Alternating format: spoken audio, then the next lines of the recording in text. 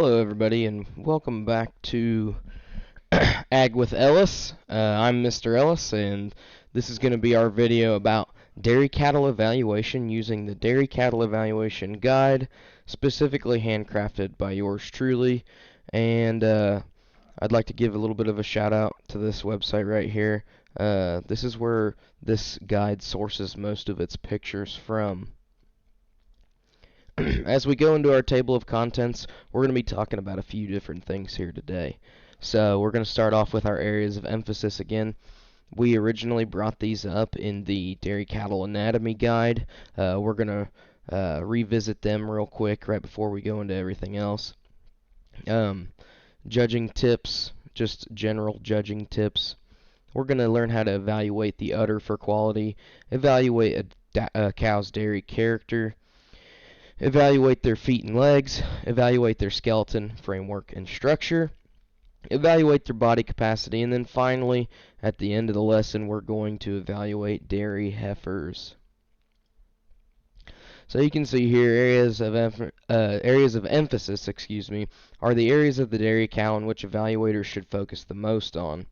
These areas can be broken down by importance in a percentage format, and below are the listed areas of emphasis and how much they should factor into your placement. We need to keep these in mind when we're judging the dairy cows and when we're going through the rest of the Dairy Cattle Evaluation Guide. These percentages are how much we should allocate kind of our points in our head towards each cow. So 40% of what we judge on should be the udder.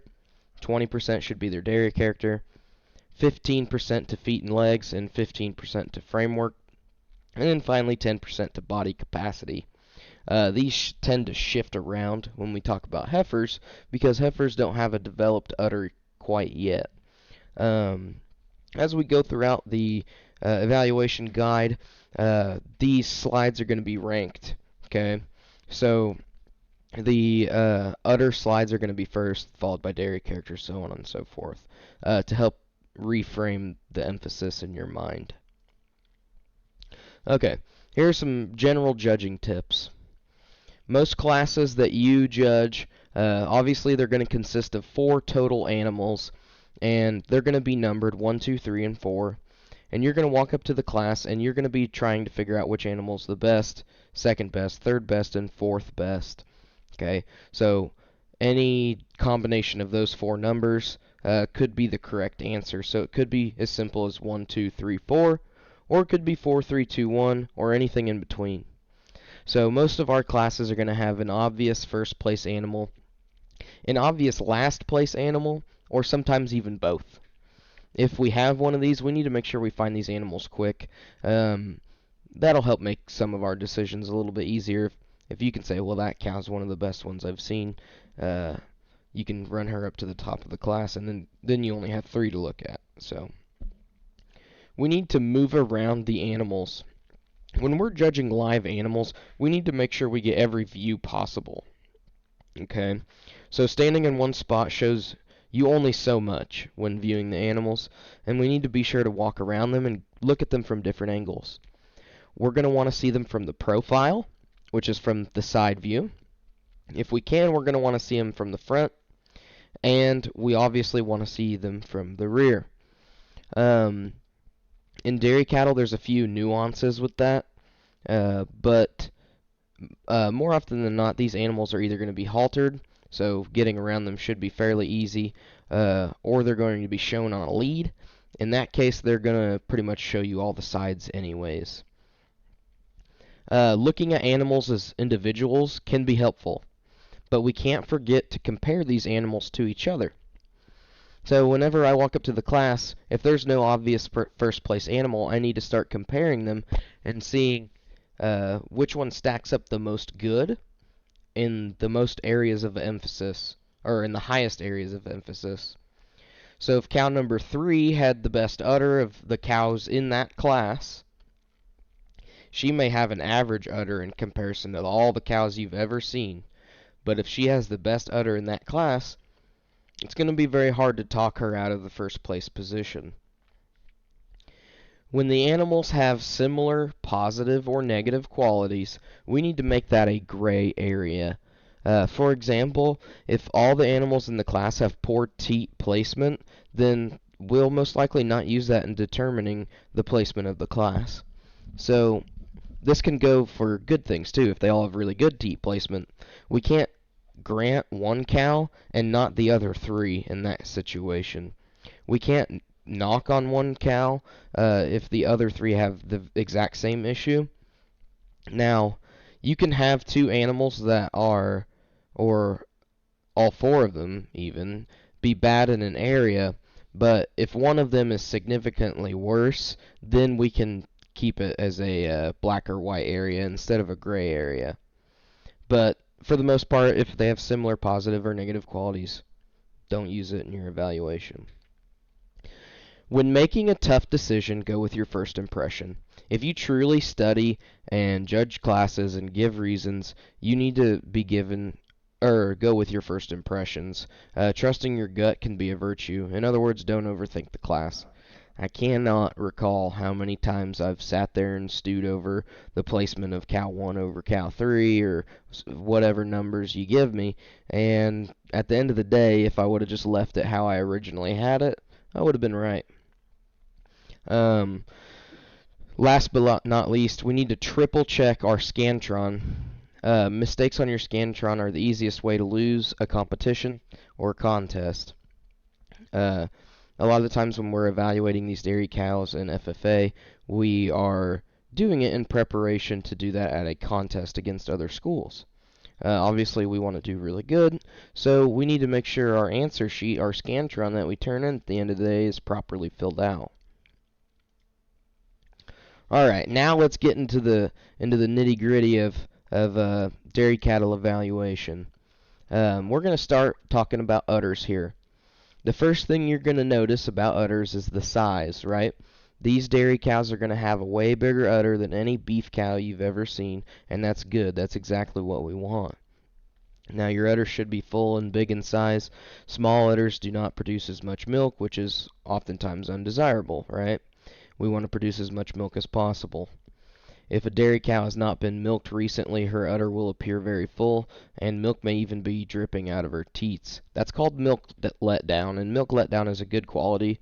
We want good amounts of milk letdown so that we can get the milk out of her udder easier whenever we attach the milking machines or the milker units.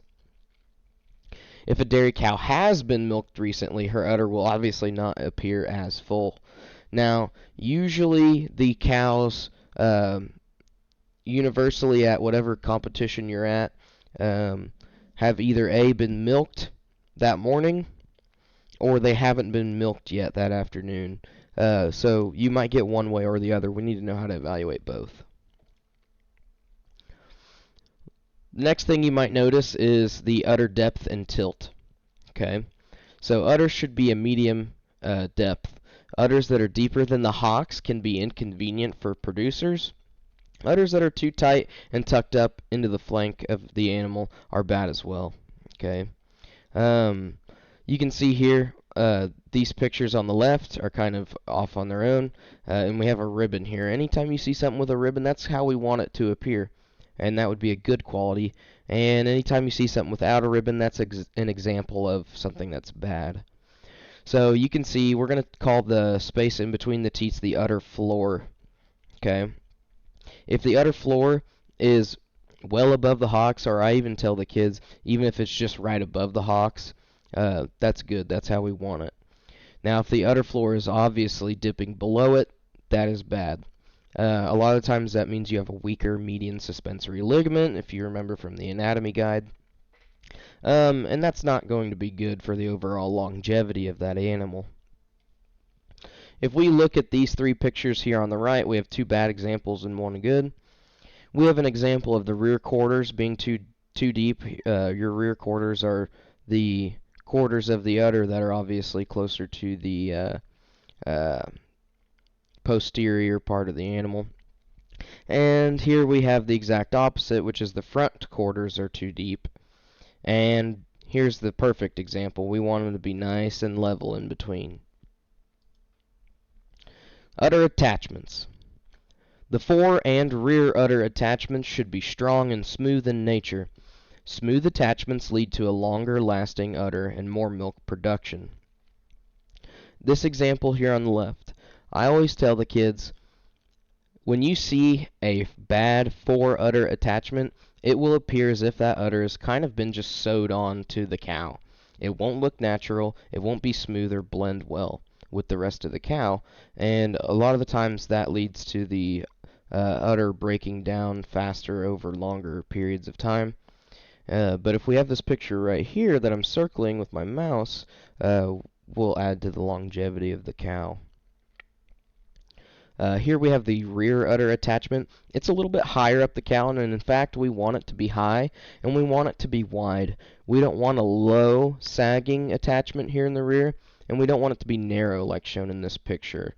You'll almost be able to tell just based off of where their thighs lay in to the rest of the animal.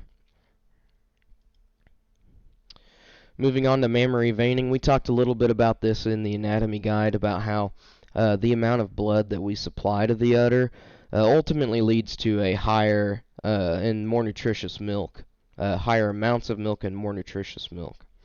So mammary veins should be prominent and easily seen. The more the better, as mammary veins are responsible for providing blood to the udder. Blood not only brings oxygen and nutrients, but it also helps with temperature regulation in that udder. You can see here on the left we have a bad example of that veining, and in fact you can see her udder floor is even slightly below the hocks. That's not good. We can't see hardly any veining in that udder. But this cow here on the right is almost a perfect example of a dairy cow, and she's got all of that to boot. Her udder is well above the hocks, her teat placement appears to be level with one another, her rear udder attachment is high, and I can only assume by the quality of this cow that it's white as well. And then at the end of the day, we have a smooth fore udder attachment here. So there you go, there's mammary veins. Now we have the teats and teat placement. The kids will tend to call these something else, and I always have to get on to them. We need to use the correct biological terms for things like this, especially whenever we're talking like professionals. We don't want to be seen as, unprofessional individuals, especially when we're representing a school district or ourselves. The teats of a cow and teat placement are very important to producers. Incorrect teats and teat placement can make the milking process even harder. Teats should be evenly spaced, not too wide and not too close, and there should be 4 teats that are evenly spaced there. Extra teats, not good. Less teats, not good. We want 4. 2 in the front, 2 in the back. You can see here's an example of the teat placement being too wide. This looks to be a negative effect of that median suspensory ligament getting a little older, getting a little more saggy. Here we have too close of teat placement. A lot of these cows that we see at contests will even have their rear teats touching each other. Now some producers can overlook it, but others get a little bit more picky. It just depends on who you work for and what farm you're on, but we want centrally located teats that are evenly spaced front to back and side to side. Suspensory ligaments. You've heard me talk about this a few times now. The suspensory ligaments are important in udder longevity. A firm, strong ligament can lead to a cow who produces for a longer time. The 2 ligaments of the udder are the median suspensory ligament and the lateral suspensory ligaments. The median suspensory ligament is more easily noticeable and a factor that should be considered in your evaluation. A deep cleft in the udder can showcase a strong suspensory ligament. Okay, you can see that here in our good example. I tell the kids, look in between the rear 2 teats. You should see this upside down V shape right here. If you see that upside down V, you're dealing with a stronger median suspensory ligament. If that cow's also got a deep crease right here or cleft, you're good to go. That's a good median suspensory ligament right there. This cow here on the left has a weak, or you may even say it's broken, median suspensory ligament. This is bad, okay? We don't want that udder to sag like that.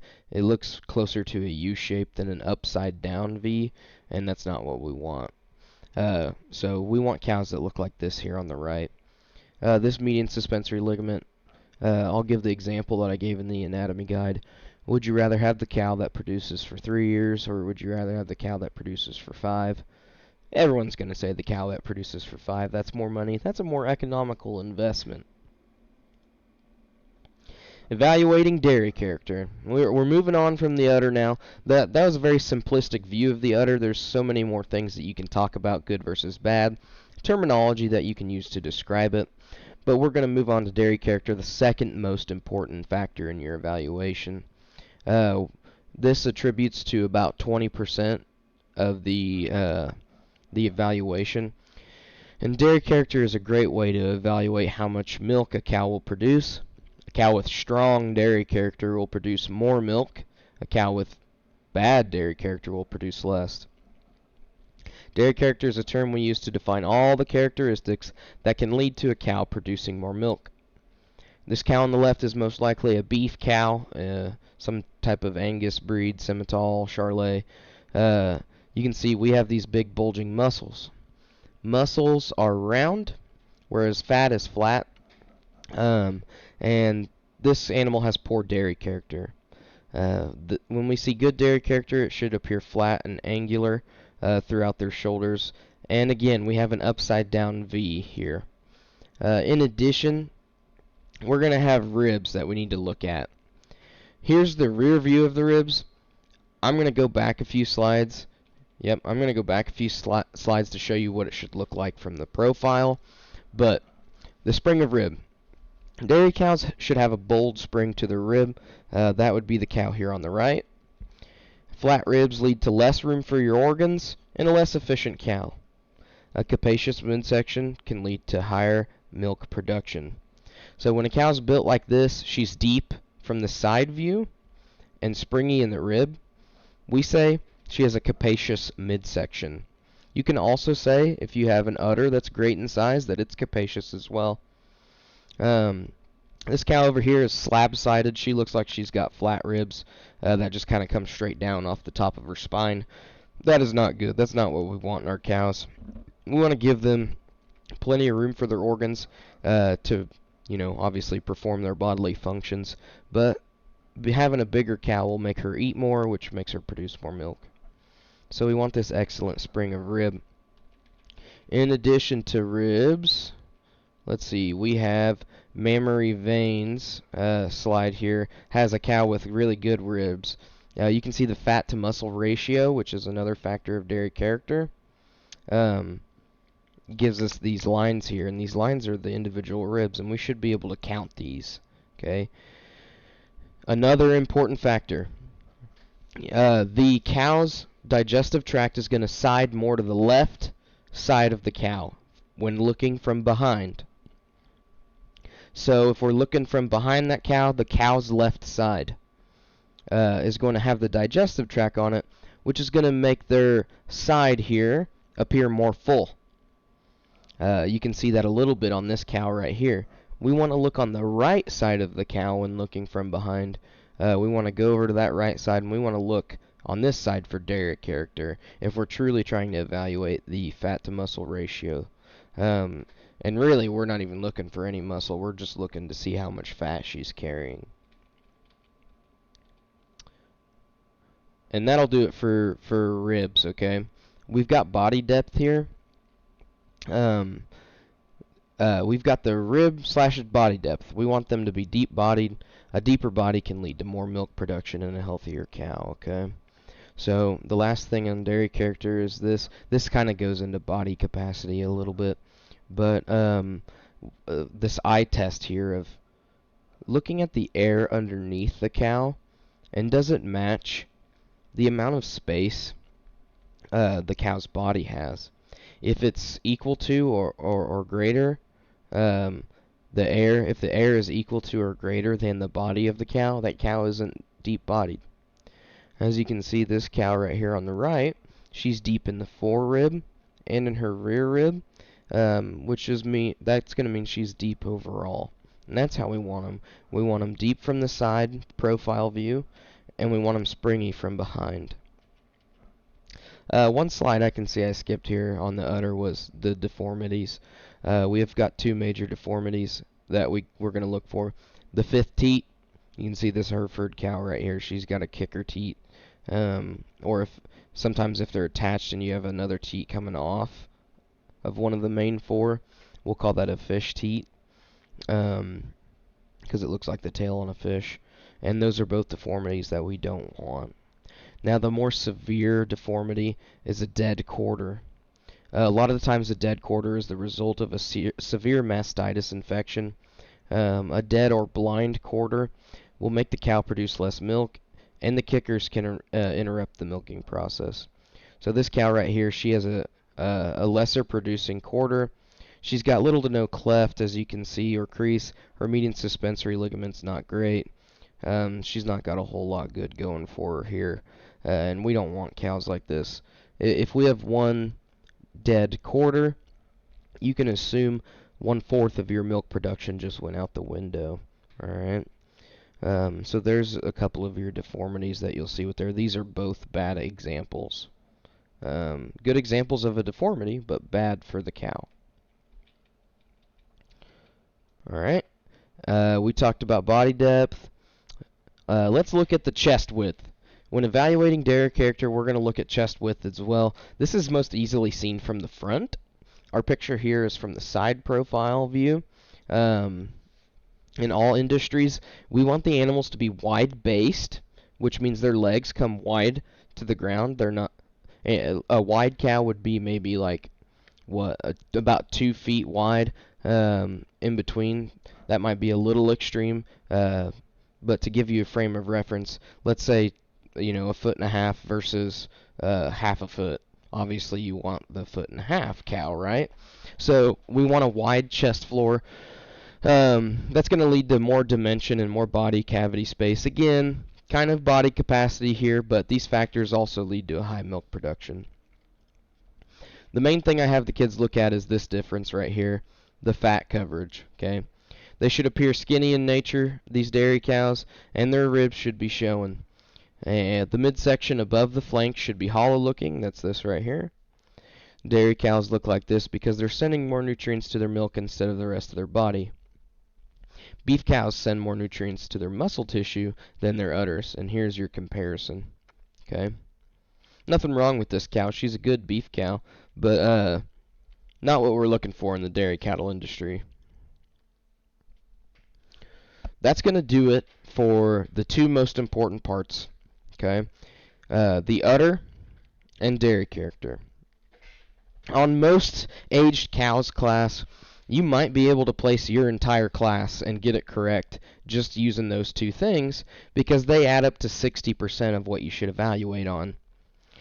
Now, your accuracy is going to be a little lower because you're not taking into account every factor that these cows have, but that would be a really good place to start.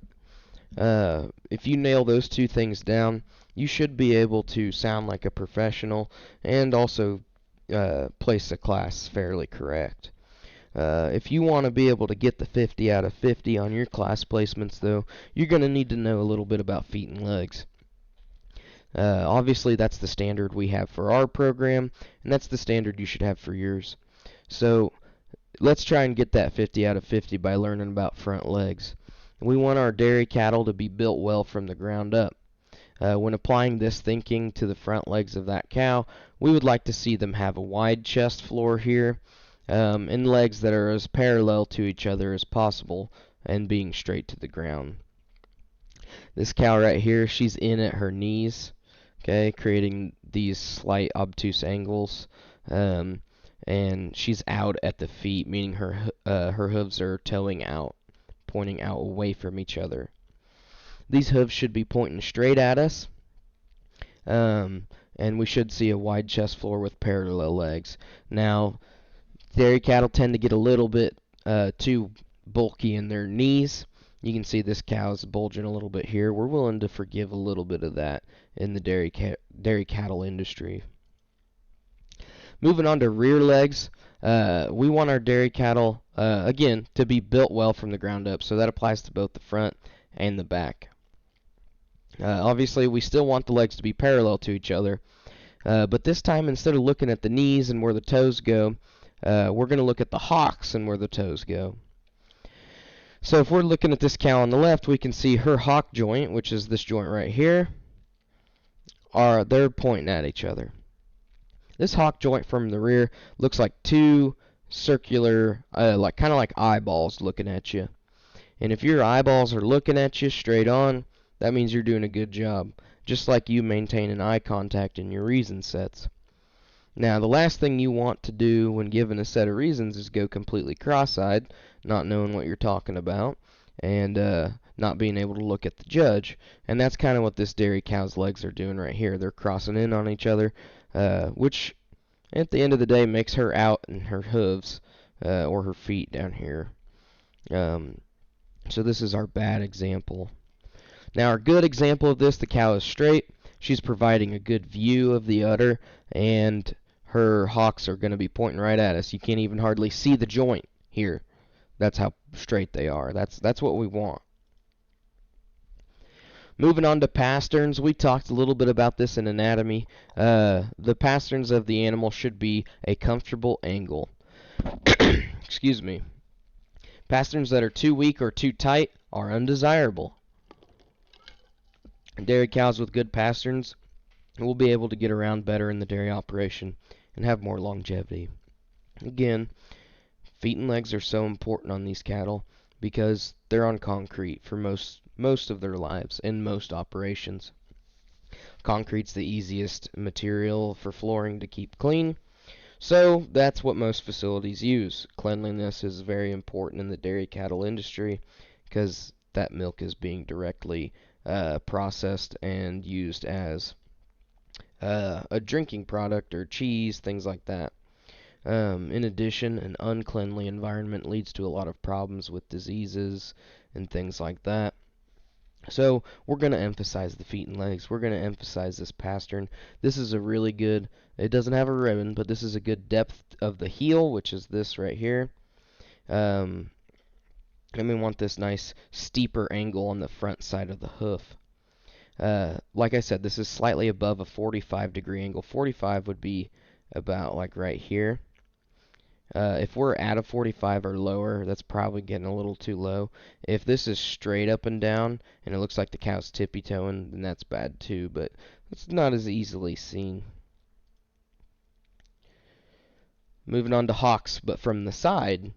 Dairy cows with correct hock placement when viewed from the side will have more longevity. Again, hocks should not be too straight or angled. Cows, too straight or too angled. Cows who have hocks that are positioned well underneath themselves will not be able to walk as well. Cows who have hocks that are too straight will not be able to walk as well in addition. Okay? So, here's an example of a hock that's too straight. We have no angle here. Okay? The leg just kind of comes straight down. This is what's called being post-legged. Alright? These cows will tend to hobble around, and it makes it look like they're very stiff. We've got too much set to the hock. We've got too much of our angle here. We call this being sickle hocked because it kind of looks like the blade of a sickle. And you'll notice this. The hooves will be really far underneath the cow, and that's never a good thing. The correct hock placement from the side is this nice angle right here. We've got a good, gentle angle. The cow's legs are set in the correct spot, which is just very slightly underneath the rear end of the cow up here. Not too far back, not too far in front. This is a good, nice set to the hock. Moving away from feet and legs, okay, we're going to be talking about framework, structure, your top lines, and your skeleton here. So this is also 15%. You should weigh this out to be just about as much as your feet and legs are, and there's one big factor to this that we'll explain here in a minute that kind of makes that evident and true. Dairy cows should have straight, even top lines. If a dairy cow has a weak back or top line, then she will not last as long as in a dairy operation. This will negatively affect her ability to get feed and water. An uneven, broken top line is a good indicator that the cow has other structural issues down low. Remember that these issues with feet and legs typically translate up through the cow, causing other issues like a broken top line. So let's look at our bad example here. We've got a bad sway-backed here cow. This isn't good. It looks like she's sagging in the middle. Now, you might be saying, if you're familiar with beef cattle evaluation, you might be saying, well, Mr. Ellis, I've seen cows win grand champion at a show before, and they've looked like that. It's a little different for dairy cattle, okay? So, this would be called a more maternal swoop in beef cattle. They have so much weight in their midsection that they tend to sag just a little bit, and that's okay in beef cattle. But like in hogs or swine, goats, and sheep, and our dairy cows, we want a more level back. And in fact, it's okay from rear to front for that top line to increase in height ever so slightly. This increase in height would be called being elevated in their top line. And you can see this cow has really straight lines, and she's well balanced. She's got good proportions. She's divided nicely into thirds. She's deep-bodied. She's got a smooth fore-udder attachment, a high and wide rear-udder attachment. But her top line is pretty good. A lot of times you'll see rough, bumpy top lines. As long as they follow this line, they should be alright. Here's our big overarching reason why the hooks and pin, or why the framework gets so much attention, just as much attention as the feet and legs. The hooks and pins, hook bone and pin bone, hook bone, pin bone, directly correlate and contribute to the size of a dairy cow's birthing canal. We want hooks and pins to be wide when viewed from the rear and have a very slight downward angled when viewed from behind. Having these attributes will lead to an easier time of calving, which therefore means that the farmer or rancher or whoever's there that day won't have to assist in the birth, and that's very important for us. Dairy cows need to have a calf in order to begin the milking process. So hooks and pins become super important, and the hip in general becomes super important when we're talking about this, because if they have trouble calving and they lose a calf early, or God forbid something bad goes wrong in the birthing process and you lose the cow, obviously we're not going to get any milk, and that's not good for anyone involved in the situation, especially not the cow. So we want these hips to be very wide, okay? We want them to be wide at the pins and wide at the hooks when viewed from behind. This view right here. You can see she's wide in her pin bones, she's wide in her hook bone. When we look at her from the side, she's got this pronounced V shape that we can see in the picture on the right. This pronounced V, it's an obtuse angle. And from hook bone to pin bone, she's got a slight decrease in elevation. That's what we want. That decrease in elevation will help use gravity in the birthing process so that the calf doesn't have to work so hard, and the cow doesn't have to work so hard to get that calf out of her. Now, we can talk a little bit about the levelness of hip here. We don't want the hip to be well, if it's perfectly level, it's probably alright. If it's too steep, that's bad. Too steep would be a very pronounced downward angle from hook to pin. Too inclined is also bad. If we go up from hook to pin, that's bad as well. That's what we're going to talk about on this slide. You may be wondering why the hooks and pins get 2 slides, and you already notice. You already know that it's because of the overall importance of the cow's structure and ability to have that calf. The angle from hooks to pins is extremely important. This very slight downward angle is essential in how a cow will easily produce her calf. So here's a steep slope, here's a reverse slope, and here's a nearly level rump. Okay? I always tell the kids, most things in evaluation constitute as 2 extremes. You can be too wide and you can be too narrow. We want something right in the middle. You can have your angle from hooks to pins be too steep. You can have the angle from hooks and pins be too inclined. We want it kind of right in the middle. So I always say not too much, not too little, right in the middle.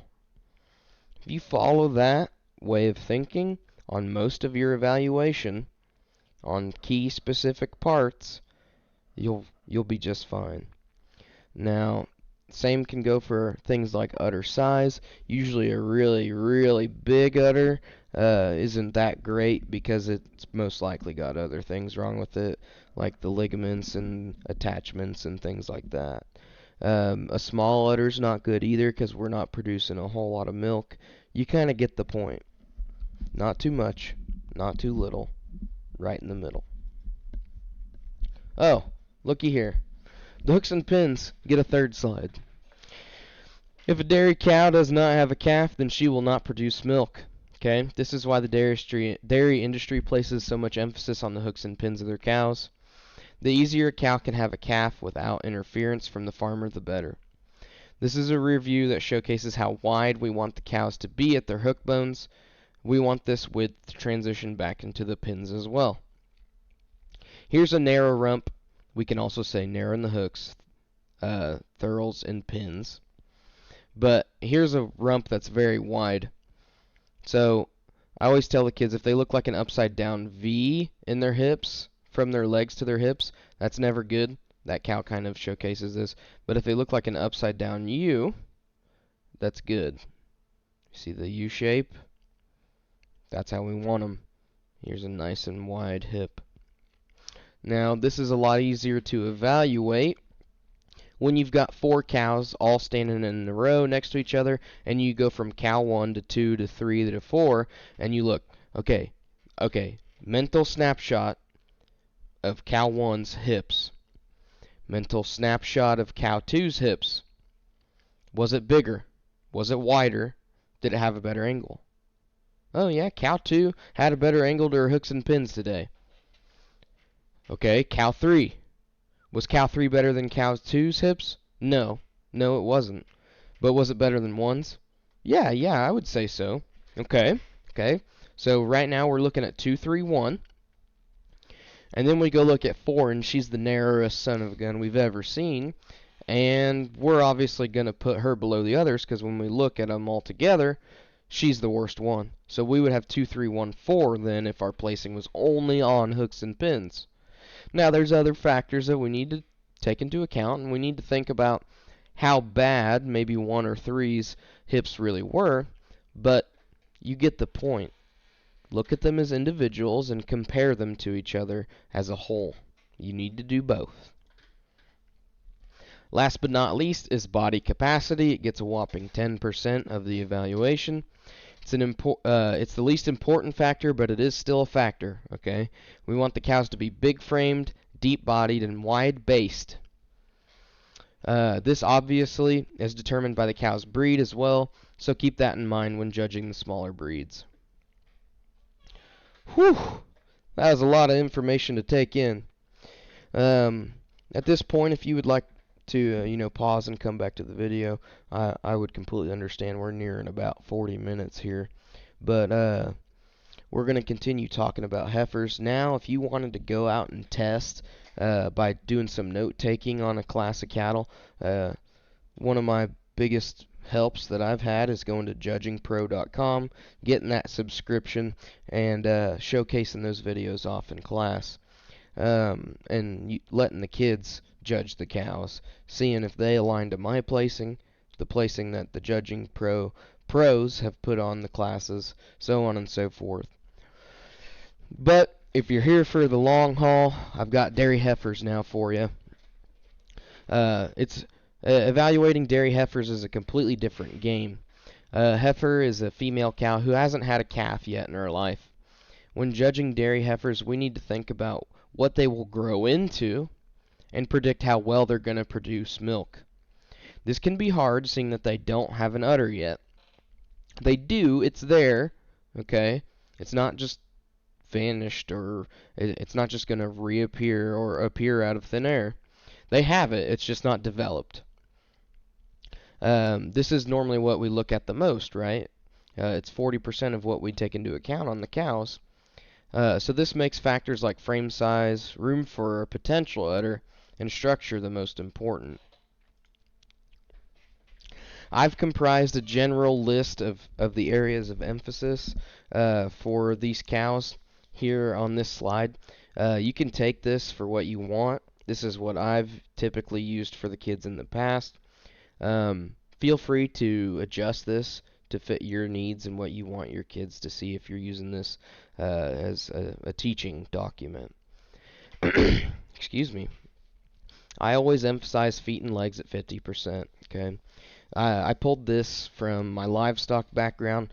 I know that in young livestock, bad feet and legs, bad structure at a young age only makes it worse as they grow up, right? It only gets worse.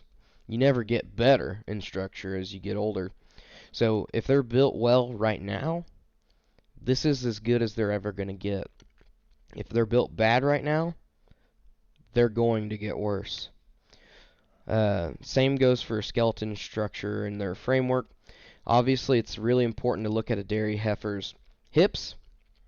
If she's already wide in her hips, constructed very well, I have no problem leaving her alone during the calving season her first year and not putting so much emphasis on having to watch her and make sure she has a nice healthy calf, because I know she might be able to have that calf on her own. Now, if she's really narrow and tight in that birthing canal, I'm going to want to make sure that I'm around on the day that she's planned to give birth. Dairy character we can evaluate. We can look at those factors like the width of the chest floor, their ribs, their body condition, excuse me, depth of body, things like that at this age. And we'll only account about 15% of it now into our evaluation. 15% is what we're going to value it at, excuse me. Simply because a lot of the most important parts of dairy character are the body conditioning, and through industry professionals at these dairy cattle judging events, I've talked to them. They say they don't frame it as important as some of the other factors like feet and legs in their framework, simply because they've got these feed rations down to a science. They can feed dairy character, the parts of dairy character like body fat and body condition scores. They can feed that into them. If they're not the best right now, they can sure as heck get them to where they need to be before they have their first calf. Now, the parts of dairy character you're going to want to look at are things like, having a capacious midsection, having good spring to their ribs, having nice tall frames, nice wide frames. So keep that in mind when you're looking at dairy heifers. Excuse me. The best thing about dairy heifers is the simple things like feet and legs. They don't change. If you want to reread this slide, you can go right ahead. Be my guest. But this slide ain't going to change your life because you've already seen it. We've already explained it. Here's skeleton, framework, and structure. Judging dairy heifer skeleton, framework, and structure is also pretty much the same, okay? We want them to have an upstanding feel to them, and this cow, right, or this heifer right here is very upstanding. meaning that she elevates throughout her frame. Now, part of that's because tricky picturing. You can see right here she's on a little bit of a hill, and this photo is not of a real cow. This is an edited photo. Um, but that's how we want them to appear. And your dairy character. All these are going to stay the same too. Long story short, don't make something harder than it needs to be. Don't reinvent the wheel. Stick to what you know. You learn those cows, you learn them real good, you learn the parts that you need to know, and all you have to do for heifers is go in there, be confident, know why you do the things that you do, why you pick the cows that you do, and then just take the udders out of it. The kids that grow up around beef cattle and things, they really love the dairy heifers classes. Um, and they'll almost always get the 50 out of 50 on them because they're so used to those concepts already.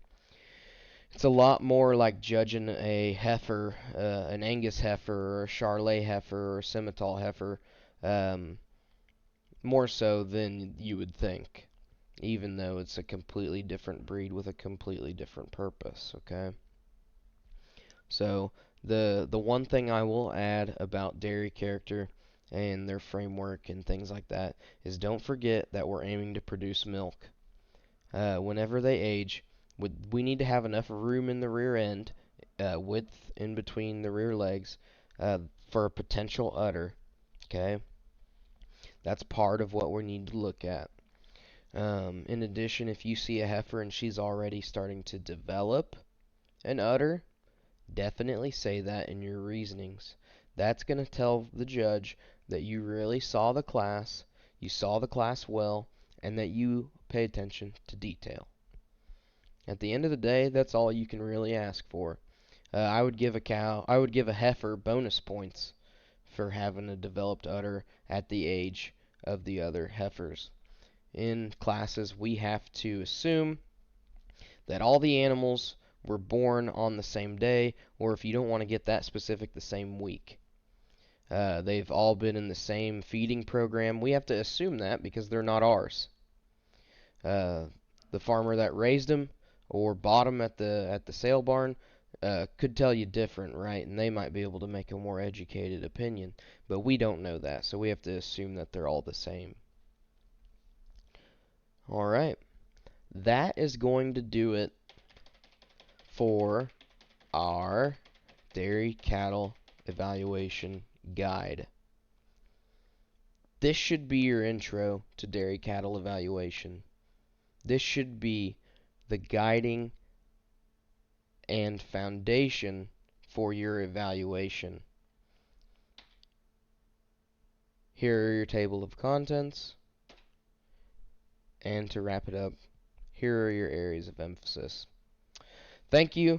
Thank you for watching the video. Thank you for taking the time to listen to me talk a little bit about dairy cattle. I look forward to seeing you in future videos, or you listening to future videos. And maybe we can now go through and talk about a few dairy cattle classes, judge them, and give our honest opinions on their worth. Again, thank you. Have a great rest of your day. And in fact, have a great rest of your week.